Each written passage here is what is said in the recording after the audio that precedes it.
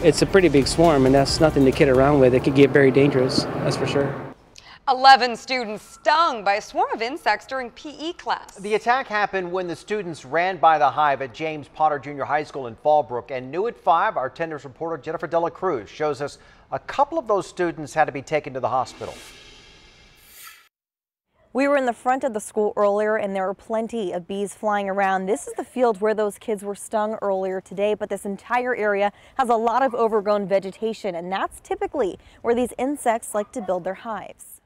On just the second week of school, Rigo Gomez was not happy when he went to pick up his daughter. I was worried right away. I wanted to make sure that they wasn't involved with my daughter. That's the first thing that came to mind. It really worried me.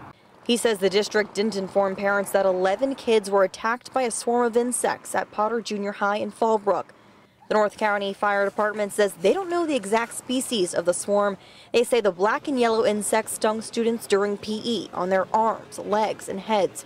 One of them had an allergic reaction and had to use an EpiPen.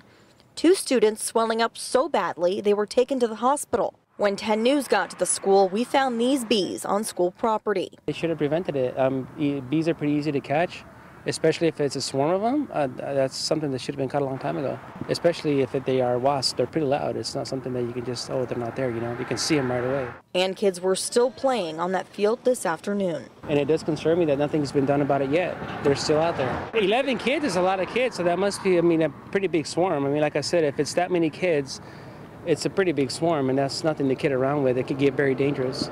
We reached out to the school district to see how they're going to handle this problem in the future. We're still waiting to hear back. Meanwhile, those 2 students that were taken to the hospital are expected to be okay. Reporting in Fallbrook, Jennifer Dela Cruz, 10 News.